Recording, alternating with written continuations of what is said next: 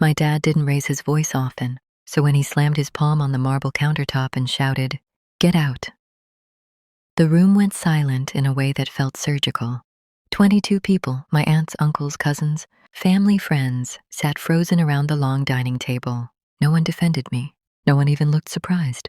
My mother's lips pressed into a thin, relieved line, and my younger brother exhaled like this had been overdue. I stood there, still holding the serving spoon, the smell of rosemary and garlic thick in the air, my ears ringing. Dad pointed toward the front door. "You've embarrassed this family enough." I nodded once, set the spoon down, and walked out. What they didn't know, what no one in that room could have guessed, was that I already had a key in my coat pocket. Not to an apartment, not to a hotel, to something else entirely. Before I take you there, let me rewind. My name is Avery Collins. I'm 29, and for as long as I can remember, my role in my family was simple. Be agreeable, be quiet, and never, ever disrupt the image. We were the kind of family that posted coordinated holiday photos, hosted charity dinners, and used words like legacy and reputation unironically. My dad built a regional real estate empire from nothing, and by the time I was in high school, we were living in a gated community where even the hedges looked curated. From the outside, we were perfect. Inside, there was a ranking system. My older sister, Brooke, was the crown jewel, Stanford grad, engagement announcements timed like press releases, the kind of smile that photographers loved. I was the creative one, which was family code for unpredictable. I studied environmental policy, volunteered, asked inconvenient questions at dinner. Dad tolerated me the way you tolerate a squeaky door, annoying, but easier to ignore than fix. The dinner where everything exploded was supposed to be a celebration. Brooke's fiancé had just joined my dad's firm. Contracts were signed that afternoon. Champagne was flowing. Dad was in his element, telling stories louder than necessary. At some point, he turned the conversation to family values, his favorite topic when guests were present. "And that's why we all need to be aligned," he said, eyes flicking to me. "No distractions. No side projects." I felt the trap spring before I spoke. "If by side projects you mean the coastal impact report." His fork clattered against his plate. "We're not doing this tonight." Aunt Linda cleared her throat. Someone laughed nervously. I should have stopped. I knew that, but I also knew what would happen if I didn't. "It matters," I said. "Those developments are." "That's enough." Dad stood. "You always do this. You can't stand not being the center of attention." The word always landed like a verdict. My mother didn't intervene. Brooke stared into her wine glass, and then Dad yelled it, "Get out." No one objected. I drove away shaking, my phone buzzing nonstop with texts I didn't read. The house disappeared in my rearview mirror, replaced by dark highway and rain-slicked asphalt. I pulled over after 10 minutes, hands trembling on the steering wheel, and finally checked my phone.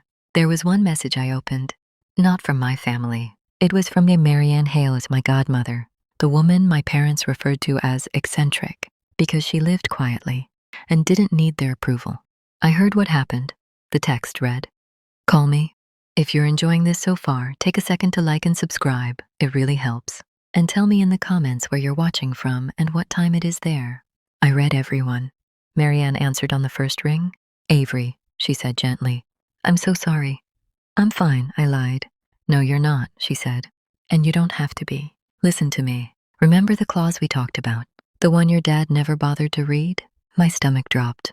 I remembered. The document? The envelope she'd insisted I keep unopened until I needed it. "I think," Marianne continued, "that tonight counts as needing it."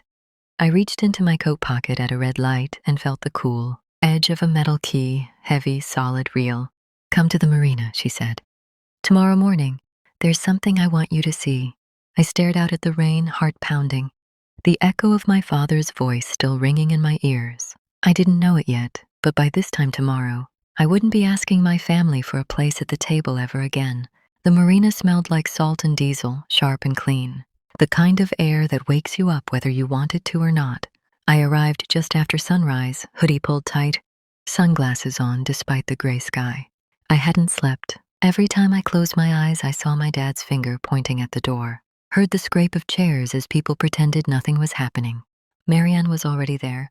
She stood at the end of the pier in a navy coat, silver hair pinned back, posture straight in a way that suggested she'd Never learned to shrink herself for anyone. She smiled when she saw me, but there was steel under it.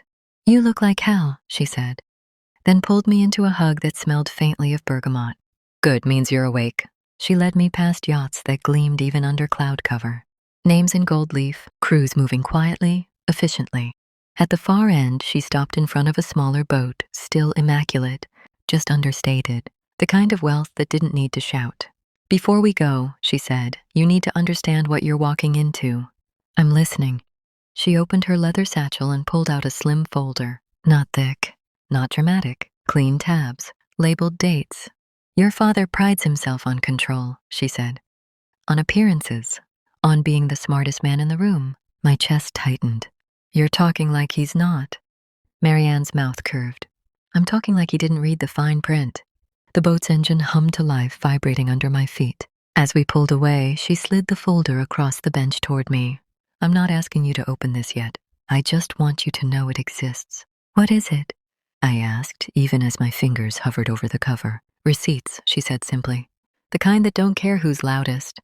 The coastline fell away behind us. The city blurred into a low gray line. Wind whipped my hair loose, cold against my cheeks, grounding me. Marianne watched my face carefully, like she was waiting for something to click. Your grandmother trusted me, she said. When she amended her estate, she was disappointed in how things were handled. I laughed once, sharp. That's one word for it. She knew, Marianne continued, that if she left certain assets directly to you, there would be problems, pressure, coercion, so she didn't. I looked at her. Then what did she do? She left them to a holding trust, Marianne said. With conditions. My phone buzzed in my pocket, jarring. I pulled it out. 3 missed calls. Brooke. A text from my mother followed immediately. Your father is beside himself. You humiliated him.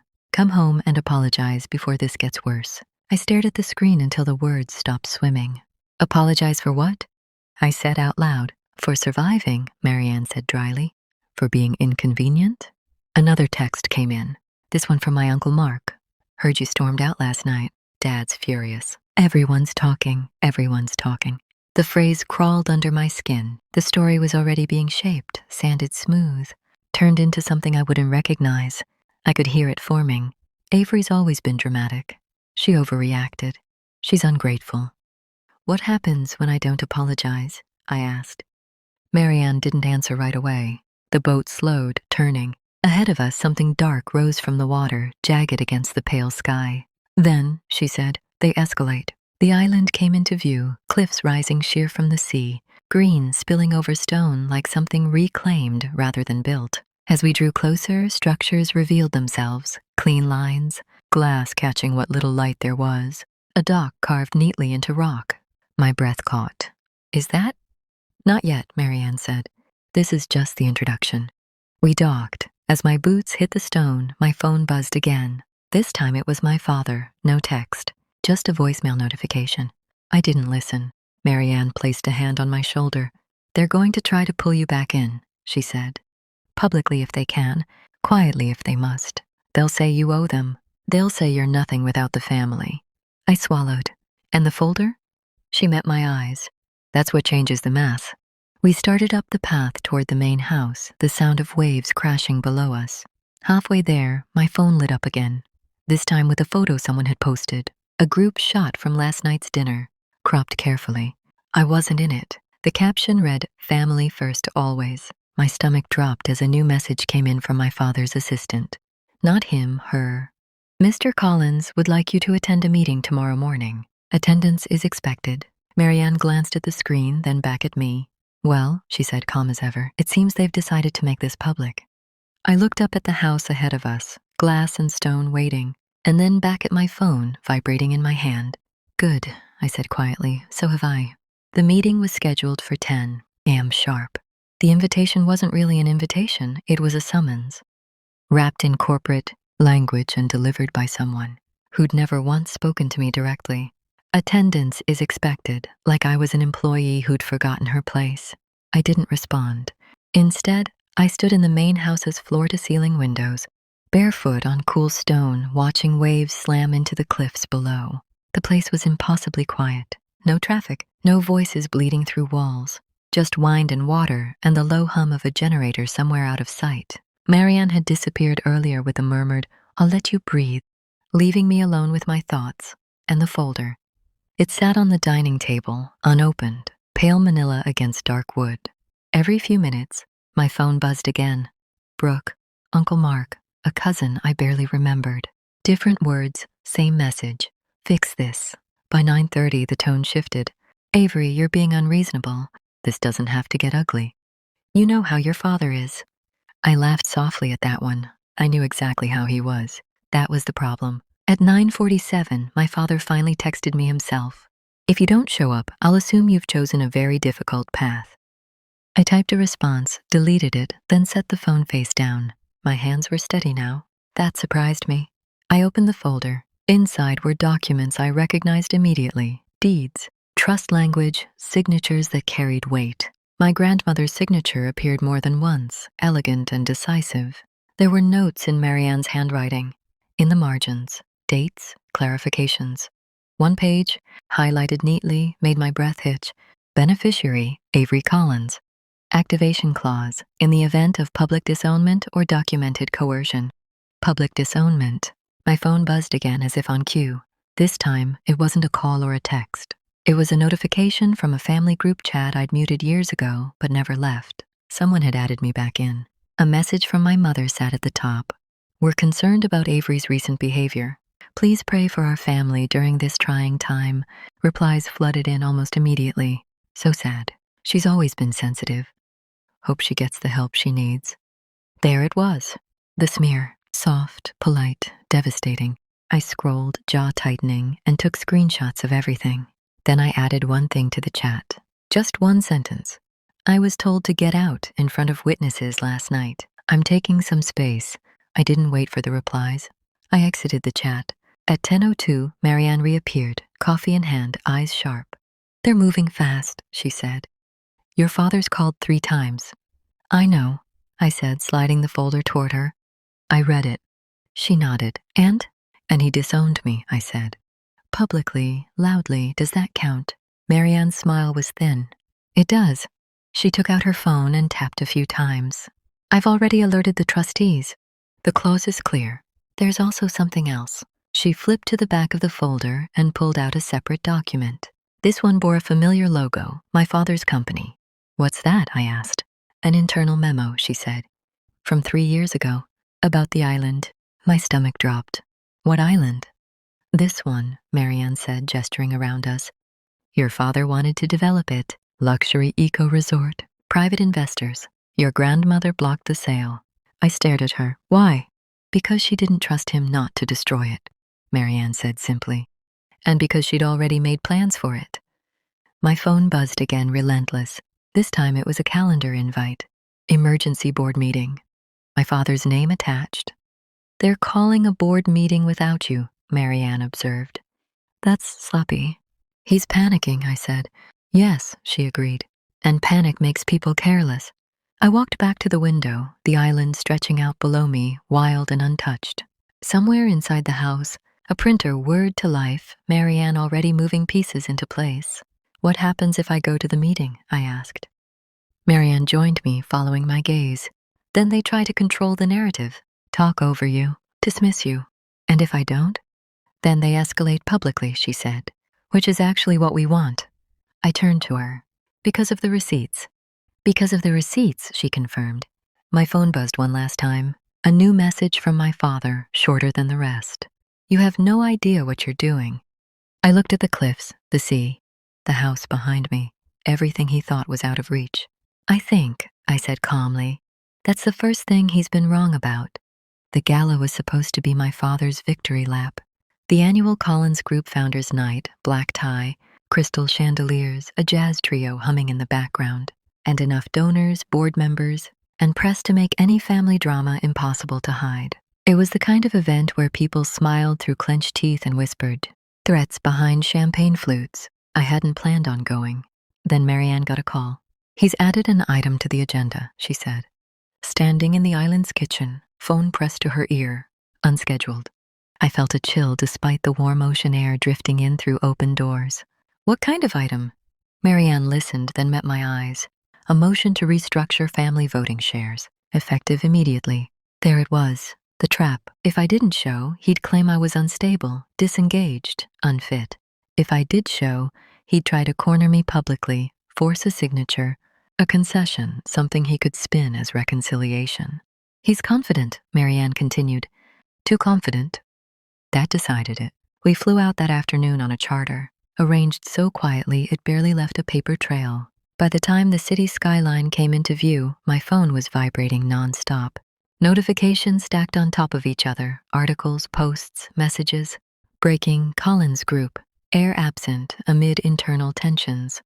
Sources say family dispute turns serious. He was leaking, planting stories, painting himself as the calm patriarch dealing with an erratic daughter. I didn't respond to any of it.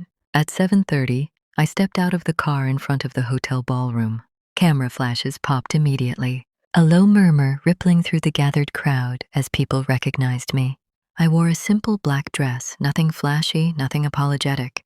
Marianne walked half a step behind me, composed, unreadable. Inside, the room glittered. The smell of polished wood and expensive perfume hung heavy in the air. My father stood near the stage, laughing with two board members, his hand resting easily on my mother's back. Vanessa hovered close, radiant, perfectly styled. They hadn't expected me. My father's smile froze the moment our eyes met. It was brief, just long enough for me to see the calculation flicker behind it. Then it was gone, replaced by warmth so convincing it made my stomach turn. "Avery," he said, stepping forward as if nothing had happened. "I'm glad you came." "I'm sure you are," I replied lightly. He leaned in, lowering his voice. "We'll talk later. Tonight is about unity." "Of course," I said. "Wouldn't want to make a scene." His jaw tightened. He thought he'd won already. I could see it in the way he relaxed, the way he gestured for me to join the inner circle. To him, this was damage control, and I was cooperating. We took our seats near the front. The lights dimmed. The jazz trio faded. Applause rose as my father approached the podium. Confident, polished, every inch the respected leader. "Thank you all for being here," he began. "Family and legacy mean everything to us at Collins Group." A murmur of approval rippled through the room. "As many of you know," he continued smoothly, "families face challenges, moments of misunderstanding. What matters is how we move forward together." Vanessa smiled at the crowd. My mother dabbed her eyes on cue. I stayed still. "And with that," my father said, glancing briefly in my direction, "I'd like to address a small internal adjustment, one that will ensure stability and protect the company from unnecessary risk." There it was. "Due to recent events," he went on, "the board will be voting tonight on a temporary reallocation of certain voting privileges." The room buzzed softly. Board members exchanged looks. This was not on the original program. Marianne leaned toward me. "He's rushing it." "Good," I whispered back. My father lifted a document. Purely procedural, a formality. A server brushed past me, the faint scent of citrus and champagne trailing behind. My phone vibrated in my clutch. One message from Marianne, though she sat right beside me. "Trustees confirmed. Clause active. Media standing by." My heart pounded, but my face stayed calm. And finally, my father said, smiling broadly, "I'd like to invite my daughter Avery to say a few words." The room went silent. Every head turned toward me. He thought he'd cornered me. Thought the spotlight would make me fold. I stood. The microphone felt cool in my hand as I stepped toward the stage. The weight of 100 expectations pressing in. "My father is right about one thing," I said, my voice carrying clearly through the ballroom. "Tonight is about family." I paused, meeting his eyes. "And about the truth." The room leaned in. The room held its breath. You could feel it, the subtle shift, the way people straightened in their chairs, how phones that had been discreetly hidden slid quietly into hands beneath tables. My father's smile faltered for half a second. "Just enough." "I won't take long," I said into the microphone. My voice sounded steadier than I felt. "I know tonight was planned as a celebration, but since my name has already been brought into it, I think it's only fair I speak for myself." A murmur rippled through the crowd. "I was asked to leave my family home last night," I continued.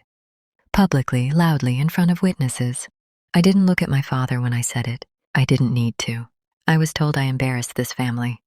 My mother shifted in her seat. Vanessa crossed her arms.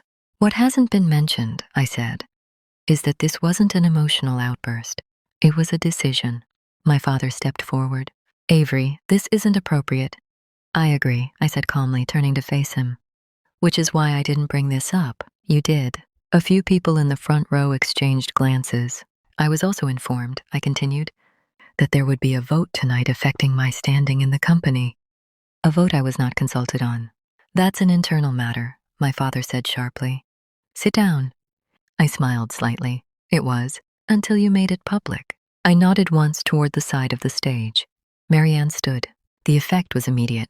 Several board members straightened. A man near the aisle whispered, "Is that Hale?" under his breath.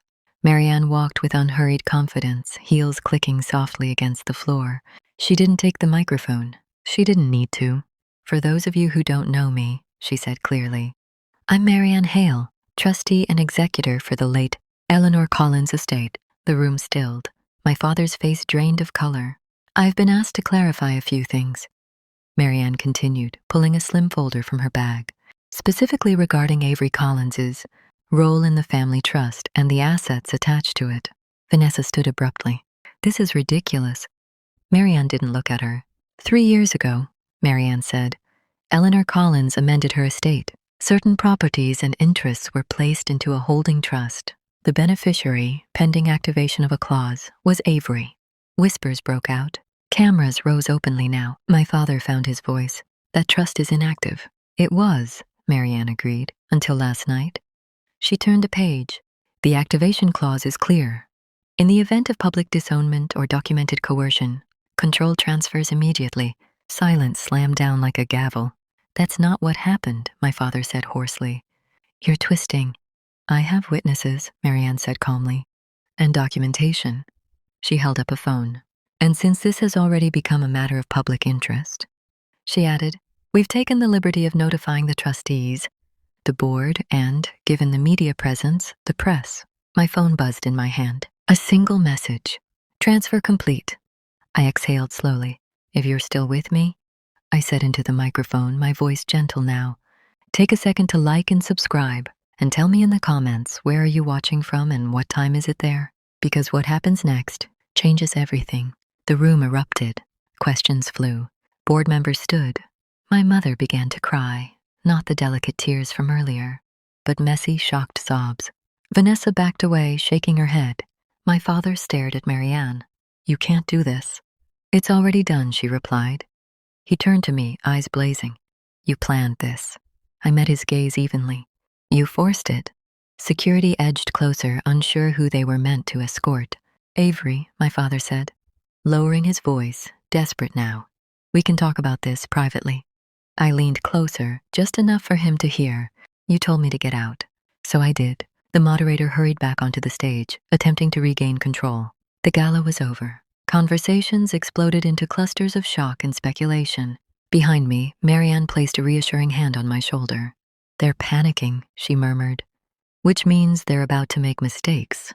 Across the room, I saw it happen, my uncle arguing with a board member, Vanessa whispering frantically into her phone, my father standing frozen, suddenly very alone. And I knew, without a doubt, that this was only the beginning. The ballroom hadn't calmed so much as fractured. Small knots of people formed and reformed, bored, members conferring in tight circles, donors whispering into phones, reporters hovering near the edges like birds sensing a storm.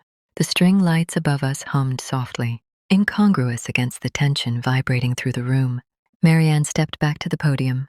Since there appears to be confusion, she said evenly, I'm going to clarify the facts, out loud, for everyone. My father took a step forward. This is unnecessary. Marianne met his gaze. It's overdue. She opened the folder. For 8 years, she began. Avery Collins has been listed as a silent beneficiary in the Collins Family Holding Trust. During that time, she received no distributions and exercised no control. She flipped a page. However, she did fulfill obligations. A low murmur rippled through the front rows. Property taxes, Marianne read. Environmental compliance fees. Legal retainers related to coastal preservation. All paid quietly, on time. Vanessa scoffed. That's just family support. Marianne didn't look up. $412,000 over 8 years, she said. Transferred from Avery's accounts. I have the statements. Phones rose higher. My father's voice cracked. Those were voluntary. Perhaps, Marianne said. But here's what wasn't. She turned another page. In 2019, Collins Group attempted to secure development rights to a private island parcel currently held by the trust. She gestured subtly toward me. That request was denied. A man in the second row, one of the older board members, sat up straighter. Denied by whom? By Eleanor Collins, Marianne replied, and later reaffirmed by me as executor. My father shook his head. That island was never meant to be developed, Marianne finished. Correct. It was preserved. She lifted a final document. And designated. My pulse thudded in my ears. Designated, Marianne said clearly, as Avery Collins' residence and stewardship property, effective upon activation of the clause. The room erupted again, louder this time. Someone swore under their breath. A reporter pushed forward, voice raised. Are you saying she owns the island? Marianne didn't hesitate. I'm saying she controls it. My father lunged for the microphone. Security stepped in, hands up, blocking him gently but firmly. The sight of it, the great Richard Collins, restrained in his own gala, sent a shockwave through the room. This is a betrayal, he shouted. After everything I've done. For yourself, Marianne said quietly. The words landed harder than shouting ever could. I stepped forward again, heart hammering but posture steady. I didn't ask for this, I said. I didn't plan to stand here tonight. Vanessa laughed, brittle. Oh, please. You're enjoying this? I looked at her. Really looked. For the first time, I saw fear under the polish. I'm not, I said. I'm ending it. I turned back to the room. For years, I was told to be patient, to be grateful, to keep the peace. I paused. Last night, I was told to leave. A hush fell. So I did, I continued. And I stopped pretending. My father's shoulders slumped, the fight draining out of him in real time as the reality set in. Not just that he'd lost control, but that everyone could see it. A board member cleared his throat. Given these revelations, he said carefully, we'll need to adjourn and reconvene with council. Another nodded. Effective immediately. The moderator announced the event's suspension. Guests began to file out, conversations buzzing, glances thrown over shoulders. Some avoided my family entirely. Others stared openly. My mother sank into a chair, face in her hands. Vanessa stood frozen, staring at the floor. My father didn't look at anyone. He just stood there, breathing hard, like a man who'd run headfirst into a wall he didn't know existed. Marianne leaned toward me. They'll try to regroup, she murmured. Threaten? Bargain? I nodded, I know. As we turned to leave, my phone buzzed. A message from an unknown number. We need to talk. This doesn't end tonight. I slipped the phone back into my clutch without replying. Behind us, the Collins Group gala dissolved into rumor and fallout. Ahead of me, something else waited. Something quieter, heavier. The consequences were about to start. The consequences didn't arrive all at once. They came in waves. The first hit before sunrise. My phone buzzed nonstop on the nightstand. Emails from numbers I recognized and many I didn't. Subject lines stacked, like falling dominoes. Emergency board call. Statement request. Legal clarification. Please advise. I silenced it and lay there listening to the ocean breathe beyond the glass. The island house was still unfamiliar to me, too quiet, too clean, but the sound of the water was steady, grounding, real. At 7:12 a.m., Marianne called. They've frozen discretionary spending, she said without preamble. Several partners resigned overnight. One donor pulled out entirely. I exhaled slowly. And my father? A pause. He's been asked to step down pending review. I closed my eyes. I hadn't expected relief, but it came anyway, soft and complicated. Thank you for telling me. There's more, she added. He's contesting the clause. Of course he was. They're claiming undue influence, Marianne continued. That Eleanor wasn't of sound mind. My stomach tightened. She was sharp until the end. I know, Marianne said. And so does the paper trail, letters, witnesses, video. I pictured Eleanor's handwriting, slanted, decisive. Her voice in my memory.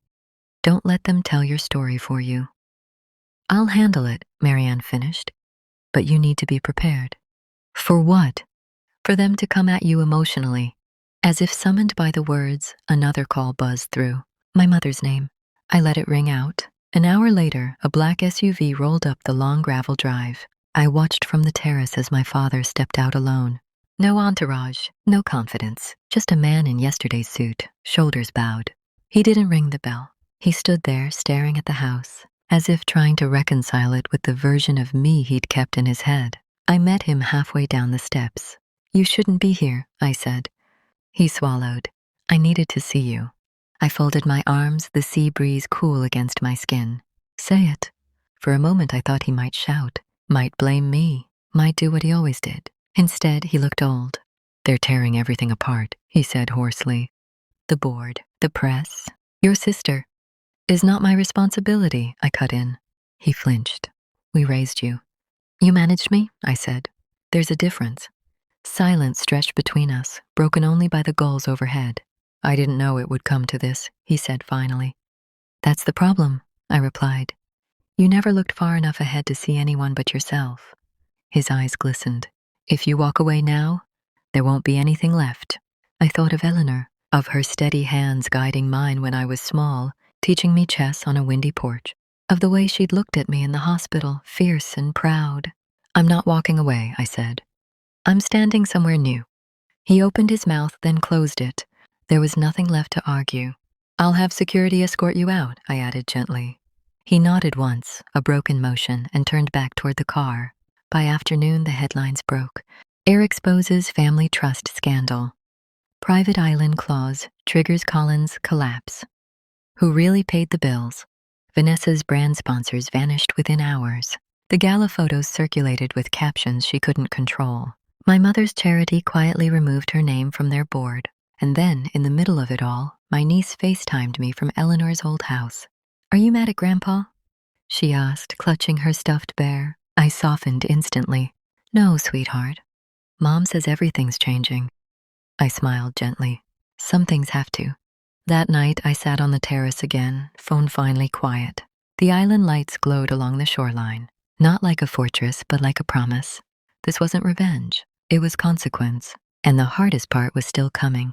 The island taught me patience, not the forced kind I'd grown up with, the kind that meant swallowing things to keep the peace, but the quiet, deliberate patience of tides and light. Mornings arrived slowly here. Sunlight slid across the water like it was taking its time on purpose. I learned the rhythm. Coffee on the terrace, emails with Marianne, long walks along the eastern shore where the rocks were sharp and honest. The legal storm kept raging on the mainland. My father's lawyers filed motions. Lost them, filed again, lost again. Marianne forwarded summaries in calm, clipped bullet points. No standing, clause upheld, trustee authority reaffirmed. Vanessa tried a different angle. She posted a tearful video about family betrayal and entitlement. It lasted 12 hours before comments turned brutal. Screenshots circulated, old gala photos, luxury vacations, captions dripping with privilege. Someone stitched her video with a freeze frame from the night my father yelled, "Get out!" The internet did the rest. My mother wrote letters, long ones, apologetic on the surface, circular underneath. She missed me. She didn't understand how things went so wrong. She'd sacrificed so much. I read them once, then filed them away. Not to punish her, but to remind myself why I'd stopped explaining. One afternoon, Marianne arrived by seaplane with a slim leather briefcase and a tired smile. "They're pivoting," she said as we sat across from each other at the long dining table. "Your father's offering mediation, private, off the record." I didn't need to think. "No." She nodded. "I expected that." "He wants control back," I added. "He always does." Marianne closed the case. "Then there's one last thing you should see." She slid a document toward me, an addendum to the trust, dated 2 years before Eleanor died. My breath caught as I read. A contingency clause. If any beneficiary attempted to coerce, intimidate, or publicly discredit the designated steward in order to force asset transfer, their interest would be suspended pending review. "Is this enforceable?" I asked. Marianne's smile was thin and precise, already enforced. I leaned back, the chair creaking softly. Somewhere outside, the wind lifted. "They played themselves," she said gently. That evening, I walked the long path to the western cliff, the one Eleanor used to call the thinking place. The sky burned orange and purple, the horizon wide enough to hold everything I'd lost and everything I hadn't yet built. I thought about the girl I'd been, the one who kept her head down, who measured her worth by how useful she could be, the one who thought being calm meant being quiet. Down by the water, a boat idled. A familiar figure stood at the helm. My phone buzzed. "She wants to see you," Marianne texted. "Just once." Vanessa. I watched the boat cut its engine. She stepped onto the dock alone, no cameras, no entourage. Her dress was simple, her face bare. I walked down to meet her. She didn't speak at first, just stared at the island, the house, the stretch of land she'd never known existed. "I didn't know," she said finally. "About the money. About the clause." I folded my arms, waiting. "They told me you were dramatic," she went on. "That you liked playing the victim." Her voice wavered. I believed them. Because it was easier. I nodded once. "It always is." She looked at me then, really looked. "I'm not asking for anything," she said quickly. "No stake, no help." I studied her face for signs of calculation, found only exhaustion. "I just needed to say it out loud," she finished. "I'm sorry." The apology hung between us, fragile. "I hear you," I said at last. "That's all I can promise." She nodded, swallowing hard, and turned back toward the boat. As it pulled away, I felt something loosen. Not forgiveness, not yet, but space. Behind me, the house lights came on, one by one. Ahead of me, the darkening sea waited, vast and unbothered. I didn't know what would come next, only that whatever it was, it would be mine to choose. Closure doesn't arrive with fireworks. It comes quietly, like a door you stop knocking on, because you finally realize you're already outside and free. 3 months after Vanessa left the island, the last legal notice arrived. Marianne forwarded it with a single line. "All claims withdrawn. Case closed." My father had run out of options. The trust stood. The assets were locked. The narrative he'd tried to control for decades collapsed under its own weight. No public apology. No accountability speech. Just silence. The kind that follows when power finally realizes it's gone. I didn't celebrate.